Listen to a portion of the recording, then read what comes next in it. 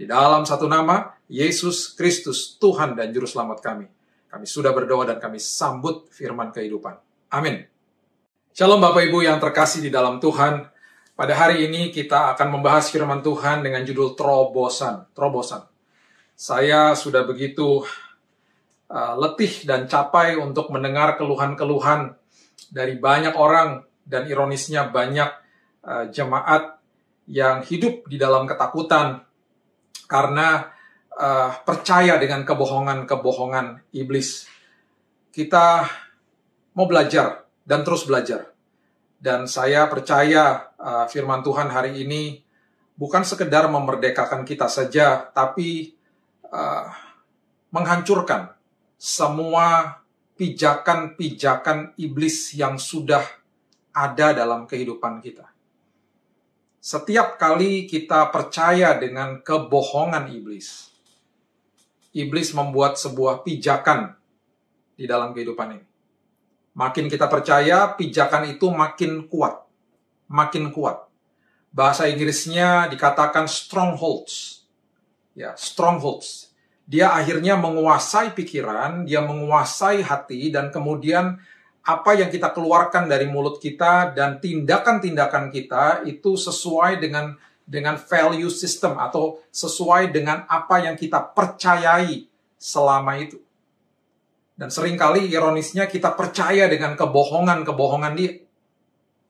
Saya harap firman Tuhan hari ini kita akan membongkar semua kebohongan-kebohongan iblis supaya kita hidup di dalam kemerdekaan. Kemerdekaan yang sebenarnya supaya kehidupan kita setiap hari penuh dengan damai, penuh dengan sukacita, penuh dengan optimisme setiap hari. Karena apa? Karena Tuhan sudah mati bagi kita dan sudah memberikan kuasa kebangkitan di dalam setiap hidup kita.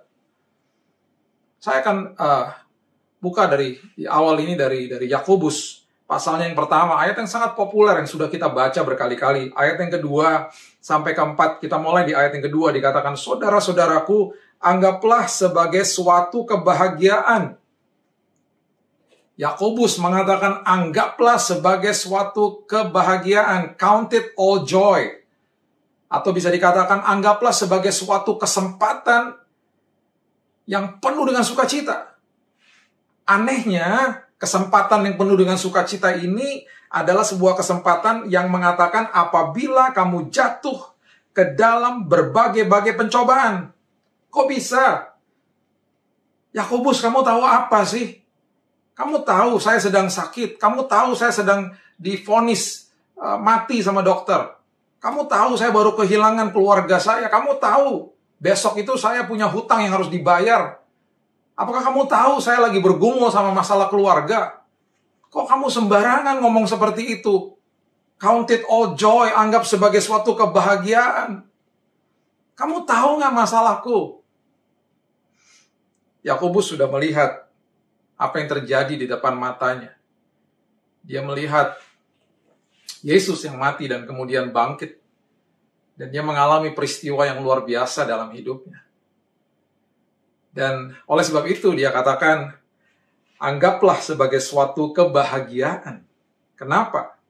Coba kita telusuri. Apabila kamu jatuh. Jatuh itu di dalam bahasa aslinya adalah peripipto. Bahasa aslinya adalah peripipto. Bahasa Yunaninya peripipto itu berarti to fall into something that is all around, light among you. Light among you. Apabila kamu jatuh, jatuh itu berarti mempunyai pengertian yang tiba-tiba. Dan jatuh itu mempunyai pengertian yang akan terjadi. Akan terjadi apa? Kemudian arti kata daripada peripipto itu adalah sesuatu yang ketika kita jatuh ke dalam lubang itu ada cahaya. Itu maksudnya, dia sedang membuat sebuah pengertian yang sangat dalam untuk kita mengerti ketika kita membaca ini. Karena ini pergumulan setiap manusia. Berbahagialah engkau, anggaplah sebagai suatu kesempatan ketika engkau peripipto. Ketika engkau sedang jatuh, ketika engkau tiba-tiba ada di sebuah lubang. Dulu waktu saya kuliah ada yang namanya pop quiz. Ada yang namanya ujian, ya. Kemudian ada yang namanya pop quiz. Ada yang namanya tes, ya. Atau yang namanya pop quiz. Kalau tes atau ujian itu biasanya dikasih tahu schedule-nya Bapak Ibu. Dikasih tahu. Dan kita mempunyai persiapan untuk belajar. Tapi kalau pop quiz itu artinya bisa tiba-tiba diuji. Bisa tiba-tiba diuji. Jadi berarti saya sebagai seorang mahasiswa pada saat itu harus terus mempersiapkan diri karena saya tidak tahu kapan pop quiz itu akan ada. Bisa tiba-tiba biasanya profesornya masuk ke dalam ruangan, kemudian dia langsung katakan, siap-siap semuanya taruh di bawah, ya, taruh di dalam tas, pop quiz. Pop quiz. Wah, langsung deg-degan. Aduh, saya bisa nggak ya? Saya bisa nggak ya? Itu artinya kata peripipto. Tiba-tiba jatuh. Karena kita bisa menghadapi apa saja kesulitan hidup itu kapan saja. Di mana saja, karena hidup di dalam dunia yang penuh dengan dosa. Itu maksudnya. Kemudian dia teruskan lagi ke dalam berbagai-bagai pencobaan. Kata pencobaan ini di dalam bahasa aslinya adalah pairasmos. Pairasmos ini artinya adalah to putting a proof, experience, solicitation, discipline of provocation, implication, adversity. Dalam bahasa Indonesianya itu berarti ada sebuah ujian, sebuah tes. Ada sesuatu yang sedang diuji. Itu maksudnya daripada kata itu. Ya, jadi gak apa-apa, kamu bersukacita ketika kamu peripipto menuju kepada pairasmos. Ketika kamu tiba-tiba diuji, itu maksudnya. Anggaplah sebagai suatu kebahagiaan ketika engkau tiba-tiba diuji. Diuji apanya? Diuji apanya? Ayat yang ketiga mengatakan, sebab kamu tahu bahwa ujian terhadap imanmu. Ini dia. Ujian terhadap imanmu itu menghasilkan ketekunan. Jadi yang diuji adalah iman. Jadi ketika ujian itu datang dengan tiba-tiba, yang diuji adalah iman kita yang sesungguhnya. Saya jelaskan lagi tentang pop quiz itu. Kalau kita tidak belajar, ya, kita tidak mempersiapkan diri setiap hari ketika saya masuk ke dalam ruang kuliah, alhasil saya akan tidak bisa menjawab pertanyaan di pop quiz itu.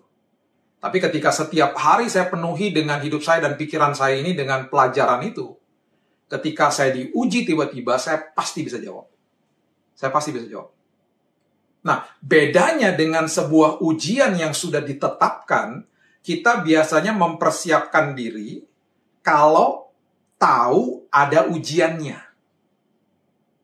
Karena kita persiapannya itu sudah mepet-mepet, dan karena harus diuji, biasanya setelah ujian itu kita lupa. Kita lupa. Karena kita hanya belajar buat ujian yang sudah ditentukan. Nah, Yakobus menjelaskan ujian di dalam kehidupan ini pop quiz. Ujian yang tiba-tiba terjadinya. Dan dia katakan ketika engkau jatuh, ya, kata itu adalah ketika engkau jatuh ke dalam sebuah lubang itu, di dalam lubang itu ada cahaya. Ada cahaya Kristus yang luar biasa. Jadi tenang aja. Jadi ketika engkau tiba-tiba diuji, Kristus ada di situ. Itu maksudnya dia. Makanya dia katakan, berbahagia aja. Kamu berbahagia aja, karena ini kesempatan ya, ketika kamu tiba-tiba diuji, kamu masuk ke dalam sebuah ranah ujian ini, Kristus ada di situ, kamu akan berjumpa dengan dia, kamu akan mengalami Kristus dengan lebih dalam lagi. Dan kata ujian yang ada di ayat ini adalah menguji betul-betul suasana hati, pikiran, dan Alkitab mengatakan dengan lebih lagi imanmu. Imanmu. Apakah betul-betul imanmu sudah siap? Jadi kita nggak bisa hanya siapin iman sekali-sekali aja. Nggak bisa. Nggak bisa. Karena yang terjadi adalah ujian yang tiba-tiba. Makanya iman itu harus dipersiapkan dengan matang setiap hari. Karena disitulah ketahuan ketika kita masuk ke dalam ujian, apakah iman kita itu teguh atau tidak. Di saat itu iman kita yang sebenarnya kelihatan. Makanya persiapan iman, meneguhkan iman itu setiap hari. Iman timbul dari pendengaran akan firman Allah. Berarti setiap hari. Makanya jangan terus dimasukin sama berita negatif. Saya sudah katakan berkali-kali, pintu gerbang hati adalah mata dan telinga. Kalau kita nggak jaga pintu gerbangnya, input menentukan output. Apa yang masuk menentukan output. Jadi, Bapak Ibu, ujian terhadap iman kita itu, ayat 3 mengatakan menghasilkan ketekunan. Ya, menghasilkan ketekunan. Kemudian dilanjutkan di ayat yang keempat, dan biarkan ketekunan itu ketika sudah mulai develop ketekunan, sudah mulai ada progres gitu ya, karakter sudah mulai bertumbuh ya, jangan stop. Jangan stop. Biarkan ketekunan itu memperoleh buah yang matang. Buah yang matang supaya kamu menjadi sempurna dan utuh dan tidak kekurangan suatu apapun. Karena nanti ada level yang baru lagi yang Tuhan akan bawa kita. Tapi di level yang sebelumnya kita harus selesai tuntas dulu. Jadi kalau orang itu mau sehat biasanya pergi ke gym. Ya. Jangan tinggalkan gymnya. Itu maksudnya exercise sampai selesai. Di exercise sampai selesai. Lakukan sampai selesai. Sampai matang buahnya. Kalau di kelas, jangan tinggalkan kelas. Jangan bolos dari kelasnya. Ikuti sampai selesai. Itu maksudnya supaya buahnya matang.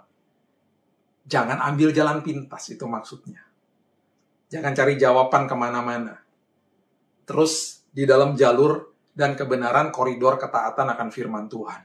Itu maksudnya. Kemudian di ayat yang kelima dengan jelas dikatakan, tetapi apabila di antara kamu ada yang kekurangan hikmat. Ya, jadi kalau masuk ke dalam sebuah ujian, kemudian pasti bingung harus melakukan apa gitu ya. Minta hikmat ini sama Tuhan. Jadi dikatakan, tetapi apabila di antara kamu ada yang kekurangan hikmat, hendaklah ia memintakannya kepada Allah, yang memberikan kepada semua orang dengan murah hati dan dengan tidak membangkit-bangkit, maka hal itu akan diberikan kepadanya. Pengetahuan itu bisa kita raih dari mana saja, dari siapa saja, itu pengetahuan. Kalau hikmat nggak bisa, Bapak Ibu, hikmat harus minta sama Tuhan. Percuma memiliki pengetahuan, percuma memiliki banyak pengetahuan kalau tidak ada hikmat. Banyak orang yang pandai, banyak orang memiliki pengetahuan, tapi karena nggak ada hikmat, dia tidak bisa mengaplikasikan pengetahuannya di dalam waktu yang tepat, di dalam sebuah tempat yang tepat, di dalam sebuah keputusan yang tepat akhirnya. Karena tidak ada hikmat. Jadi, betul harus punya pengetahuan. Tetapi nggak bisa bersandar kepada pengetahuan kita sendiri. Kita harus minta hikmat Tuhan di dalam ujian seperti ini, aku harus bagaimana? Karena kita pasti akan mengalami ketakutan yang dibuat-buat sama iblis selalu di depan kita. Jadi kita harus bertanya sama Tuhan, Lord, what should I do? Aku harus bagaimana Tuhan? Aku harus bagaimana? Ya.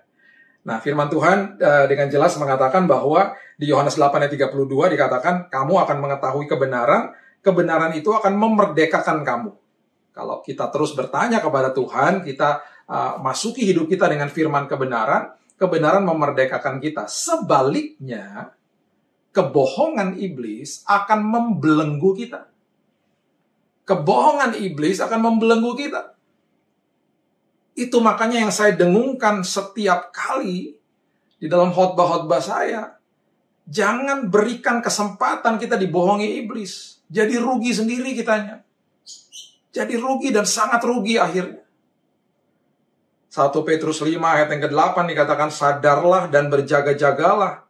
Lawanmu si iblis berjalan keliling sama seperti singa yang mengaum-ngaum dan mencari orang yang dapat ditelannya. Lawanmu si iblis. Ya, jadi firman Tuhan dengan jelas katakan sadar. Habis sadar, kamu harus berjaga-jaga. Sadar dan berjaga. Berjaganya kenapa? Karena kapan saja si iblis ini akan mengganggu kita, dan Alkitab dengan jelas mengatakan dia berjalan keliling sama seperti singa. Berarti dia bukan singa. Karena sama seperti singa. Iblis suka niru, Bapak Ibu. Singa Yehuda, yaitu Yesus Kristus itu sendiri, ditiru sama dia. Tapi dengan ranah atau dengan tujuan untuk menakuti manusia dan membohongi manusia. Dia meniru dan dia memutarbalikkan kebenaran. Selalu begitu. Dia bukan singa, seperti singa. Makanya kita seringkali, kerap kali ketakutan. Makanya Alkitab sudah memberitahu kita, sudah warning kita. Hati-hati loh. Nanti kalau dia datang, seolah-olah memang tampangnya itu seperti singa. Tapi dia bukan singa. Dia seperti singa. Kemudian apa yang dilakukan? Dia akan mengaum-ngaum karena dia nggak bisa apa-apa yang lain, ya. Karena hidup kita sudah dimiliki Roh Kudus, dia hanya bisa mengaum-ngaum hanya di pikiran, nggak punya akses ke dalam hati. Makanya the mind is a battlefield. Dia selalu mengaum-ngaum hanya mengganggu pikiran. Makanya bayangkan kalau pikiran kita diisi sama kebenaran, pikiran kita mengerti ketika saya masuk ke dalam sebuah ujian saya harus bagaimana, kita dari situ saja sudah menang. Kita nggak akan gampang ketakutan. Itu yang saya katakan berkali-kali. Takut itu normal. Tapi jangan hidup di dalam ketakutan. Itu yang nggak boleh. Takut, semua manusia pasti mengalami takut. Karena kita manusia punya perasaan. Tapi jangan hidup di dalam ketakutan. Kemudian dikatakan dia mencari orang yang dapat ditelan. Berarti ada orang-orang yang tidak dapat ditelan. Saya percaya yang menonton khotbah ini pada hari ini adalah orang-orang yang tidak dapat ditelan dengan kebohongan dia. Tidak dapat ditelan. Karena apa? Karena kita sadar dia hanya seperti singa yang mengaum-ngaum. Nggak ada apa-apanya. Itu yang terjadi sama Simson. Hakim-Hakim 14 ayat yang kelima firman Tuhan katakan begini. Hakim-Hakim 14 ayat yang kelima dan keenam dikatakan, lalu pergilah Simson beserta ayahnya dan ibunya ke Timna. Ketika mereka sampai ke kebun-kebun anggur di Timna, maka seekor singa muda mendatangi Simson dengan mengaum. Gambaran iblis. Singa itu datang kepada kita, ujian itu datang kepada kita dengan tiba-tiba. Dan apa yang Alkitab katakan? Mengaum.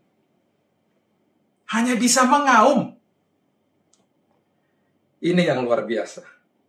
Ayat yang ke-6. Ini adalah gambaran umat Tuhan yang sudah ada roh Tuhan di dalamnya, yaitu saudara dan saya. Dikatakan pada waktu itu berkuasalah roh Tuhan atas dia. Roh Tuhan berkuasa atas Simson. Roh Tuhan berkuasa atas kita. Dikatakan sehingga singa itu dicabiknya, perhatikan kalimat ini, seperti orang mencabik anak kambing. Singa itu dicabik, seolah-olah seperti mencabik anak kambing, nggak ada apa-apanya. Tanpa apa-apa di tangannya, tetapi tidak diceritakannya kepada ayahnya atau ibunya apa yang dilakukannya itu. Singa itu dicabik seperti kambing. Seperti kambing. Tidak ada apa-apanya. Jadi yang kita perlu perhatikan, kebenaran yang kita perlu perhatikan, ketakutan-ketakutan, negatif news, hal-hal yang negatif, hoax, dan lain sebagainya, yang disebarkan di mana-mana oleh iblis. Itu hanya seperti singa yang mengaum-ngaum, dan ketika kita hadapi dengan firman Tuhan, itu seolah-olah seperti anak kambing yang gak ada apa-apanya. Itu seperti itu. Saya teringat di SD dulu. Saya diganggu, dibully sama seorang teman yang lebih pendek dari saya. Tubuhnya. Saya waktu itu lebih besar dari dia dan dia lebih pendek dari saya. Setiap kali saya dibully sama dia, saya diam. Saya diam.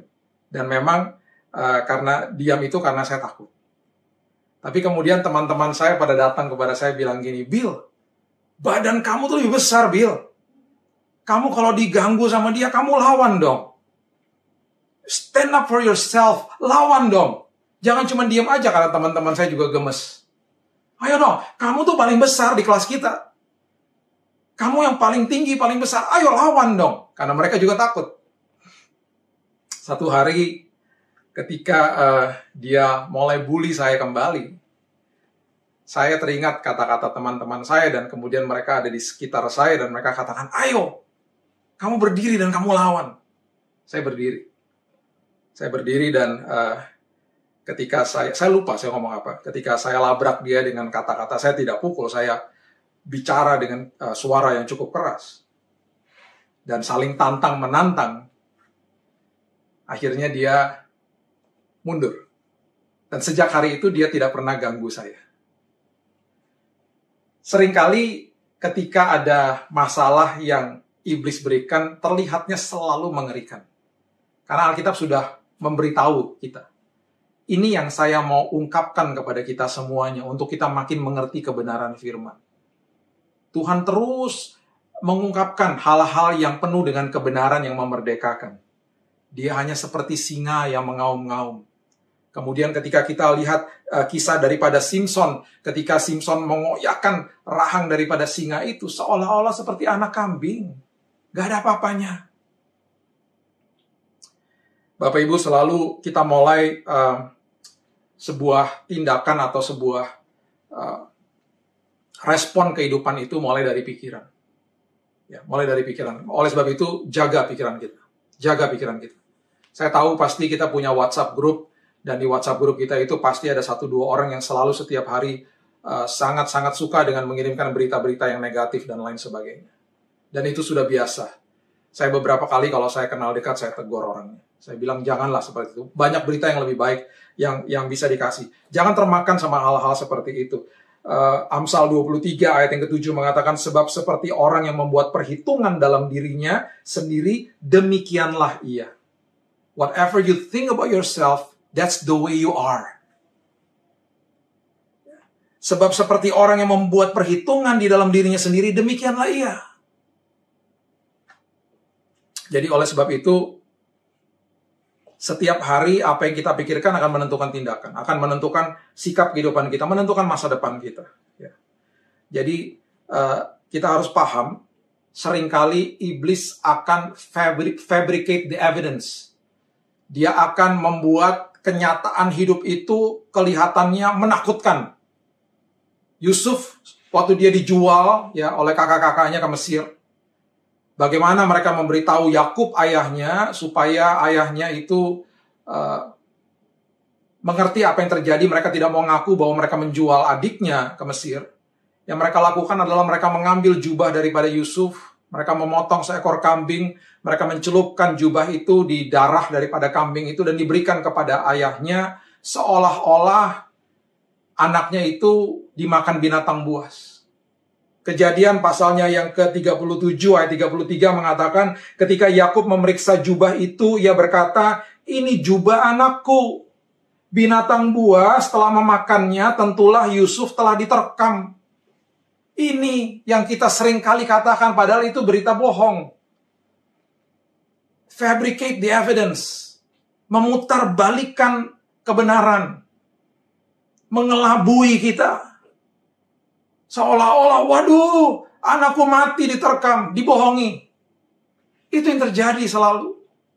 Dan kemudian setelah pikiran kita mulai dikuasai, kita mulai dikuasai juga di dalam perkataan kita. Amsal 18 ayat 21 mengatakan, hidup dan mati dikuasai lidah. Siapa suka mengemakannya akan memakan buahnya. Siapa yang suka bicara-bicara negatif akan makan buahnya. Jadi hati-hati dengan hal-hal seperti itu, perkatakan kebenaran. Makanya firman Tuhan yang pernah saya sampaikan juga ya, jangan kamu khawatir dan berkata. Jangan kamu khawatir dan berkata. Di Matius 6 ayat 31. Tuhan katakan jangan khawatir. Setelah kamu jangan khawatir, sekarang kamu jangan berkata. Berkata apa? Ngeluh berarti. Ngeluhlah, aduh gimana ya, aduh bayar uang sekolah gimana ya, aduh suami di PHK nih, aduh gimana ya, aduh income lagi menurun nih dalam musim yang sulit ini, dan lain sebagainya. Selalu dari doa sampai kepada jawaban doa, itu adalah masa di mana orang banyak yang menyerah.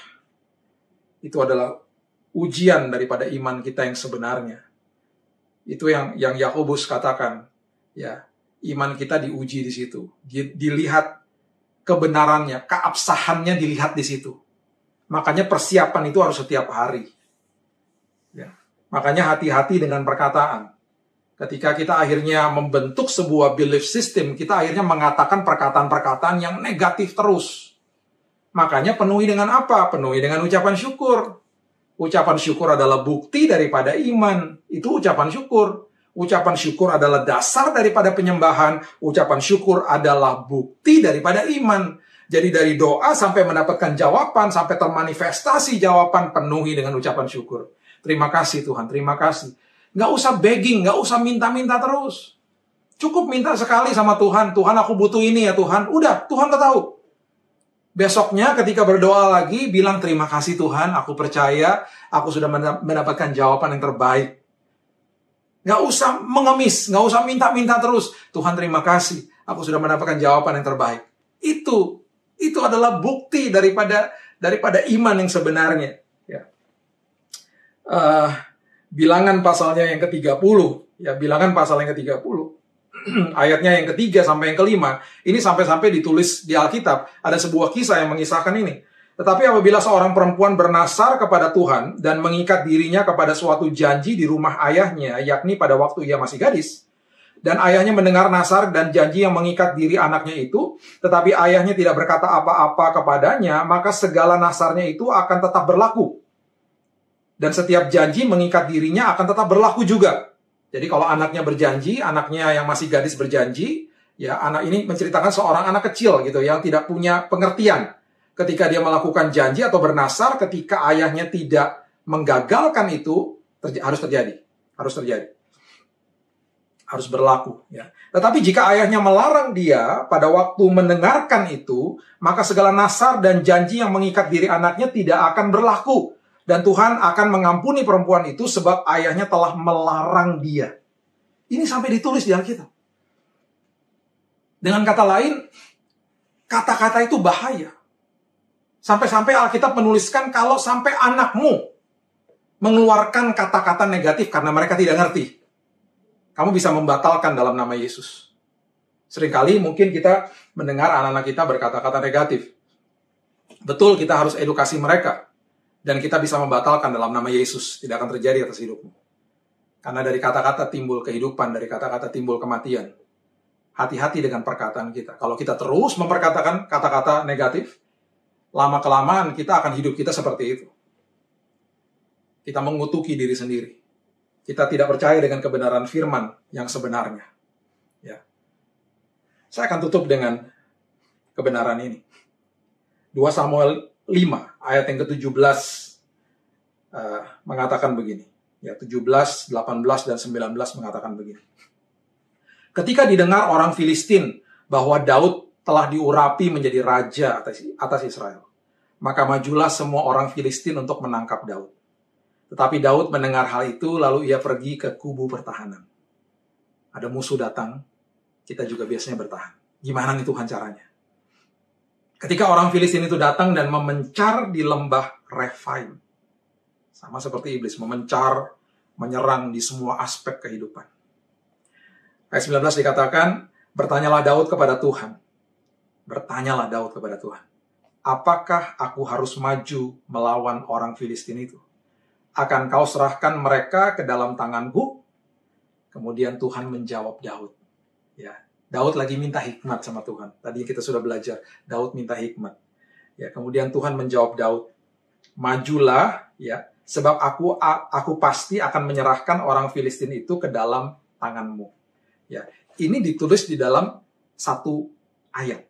Daud berdoa, Tuhan menjawab, tertulis semuanya dalam satu ayat. Seringkali ketika kita bertanya kepada Tuhan dan mendapat jawaban itu, tidak ada di dalam satu ayat. Ada masa tunggu biasanya. Itu yang saya katakan tadi. Penuhi masa tunggu itu dengan ucapan syukur. Jangan dengan keluhan. Jangan dengan kata-kata negatif. Penuhi dengan ucapan syukur. Dan tidak usah minta-minta terus. Cukup sekali aja. Tuhan sudah tahu. Utarakan keinginanmu dan kemudian setelah minta, kemudian penuhi dengan ucapan syukur. Terima kasih Tuhan. Aku percaya bahwa jawaban yang terbaik sudah aku terima.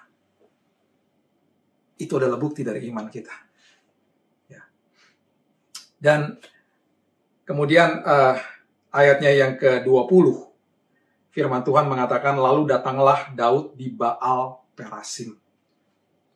Baal Perasim adalah tempat yang diberi nama oleh Daud. Artinya apa? Sebentar saya beritahu kepada saudara. Dan memukul mereka kalah di sana. Berkatalah ia, Tuhan telah menerobos musuhku. Tuhan telah menerobos musuhku. Di depanku seperti air menerobos. Sebab itu orang menamakan tempat itu Baal Perasim. Baal Perasim. Ayat 21 dikatakan orang Filistin itu meninggalkan berhalanya di sana, lalu Daud dan orang-orangnya mengangkatnya. Baal adalah dewa orang-orang Filistin pada saat itu.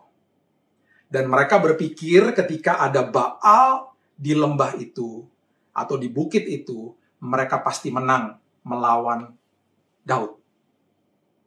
Melawan bangsa Israel. Mereka berpikir mereka pasti menang. Jadi kemudian Daud mulai bertanya kepada Tuhan. Ketika kita menghadapi ujian, kita bertanya kepada Tuhan. Ketika ada masa tunggunya, penuhi dengan ucapan syukur. Ya, penuhi dengan ucapan syukur. Serahkan kepada Tuhan. Minta hikmat kepada Tuhan. Pengetahuan baik, tapi tanpa hikmat percuma. Tanya sama Tuhan, apa yang harus aku lakukan? Dan ketika Tuhan menjawab, dan pasti menjawab, firman Tuhan mengatakan, Tuhan telah menerobos musuhku di depanku seperti air menerobos. Kata perasim itu adalah artinya menerobos, menghancurkan Baal. Menghancurkan Baal. Firman Tuhan pada hari ini, semua strongholds, semua pijakan-pijakan iblis yang telah dia buat dan berhasil di dalam setiap kehidupan kita. Mau kebohongan dalam aspek kehidupan apapun, mau kebohongan bentuknya seperti apapun di dalam pikiran-pikiran dan hati kita. Mungkin ada yang percaya kalau saya sakit berarti ini dari iblis. Kalau saya mengalami kesulitan berarti karena ini hukuman saya berbuat dosa dan lain sebagainya.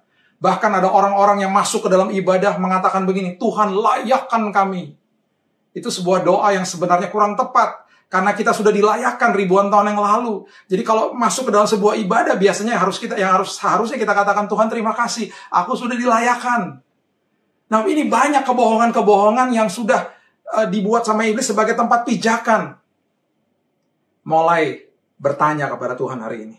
Mulai minta hikmat daripada Tuhan hari ini. What should I do, Lord? Apa yang harus aku lakukan?